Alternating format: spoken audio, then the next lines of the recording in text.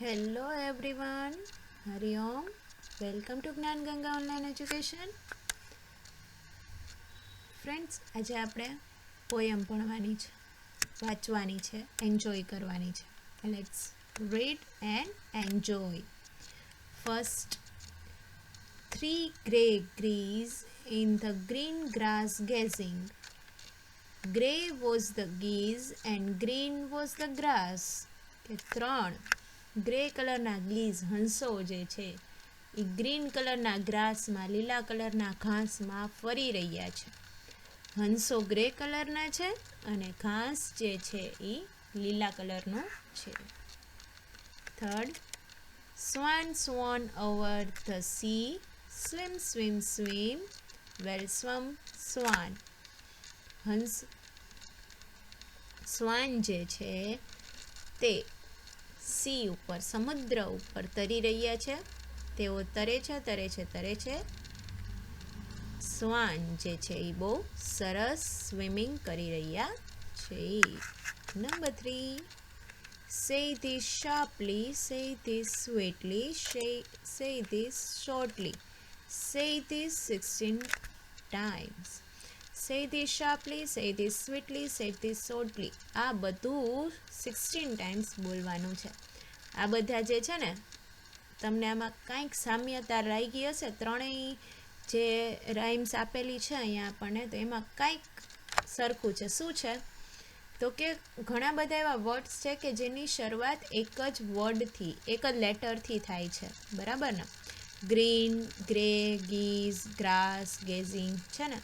તો આવા શબ્દો જ્યારે તમે આવી લાઇન્સ બોલો છો ને ત્યારે ટંગ ટ્વિસ્ટર થાય છે.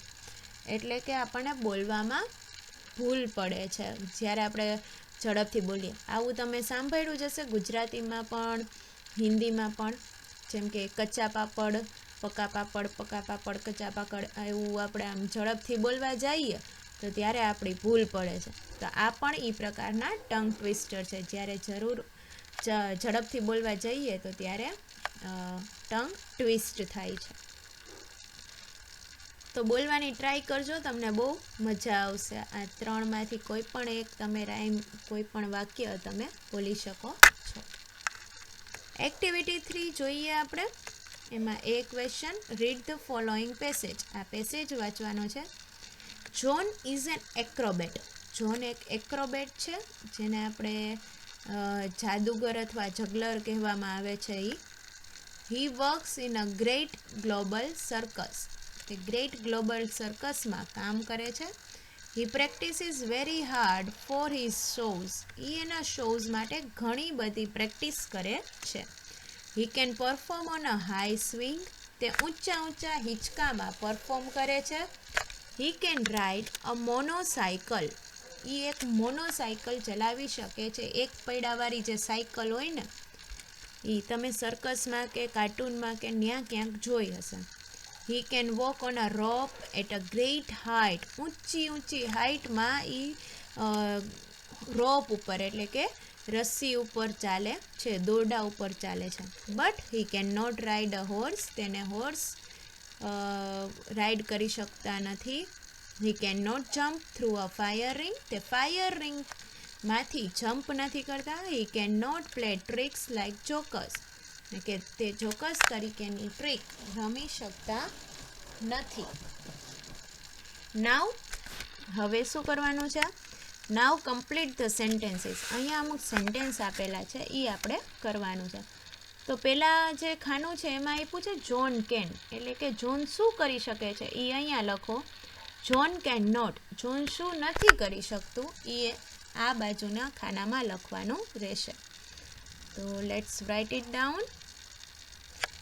હી કેન, તો અહીંયા જ તમે ઉપર જ જોયું હશે, perform on a high swing. ઉપરના પેરેગ્રાફમાંથી જ આપણે લખવાનું છે. તો અહીંયા આપણે લખીશું perform on a high swing.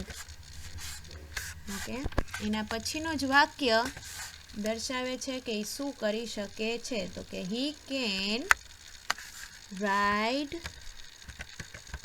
on a monocycle. Cycle. Monocycle ઈ ચલાવી શકે છે. Next sentence, he can walk on a rope at a great height. તો he can walk on a rope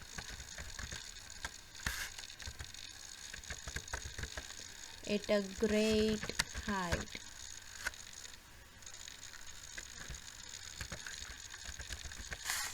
Okay. Next sentence, he cannot. He cannot,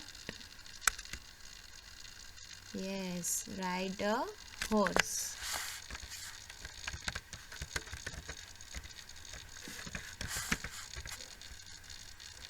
એવી જ રીતે he cannot jump through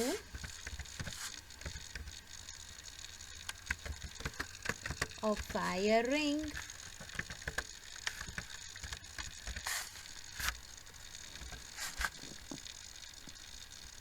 And he cannot play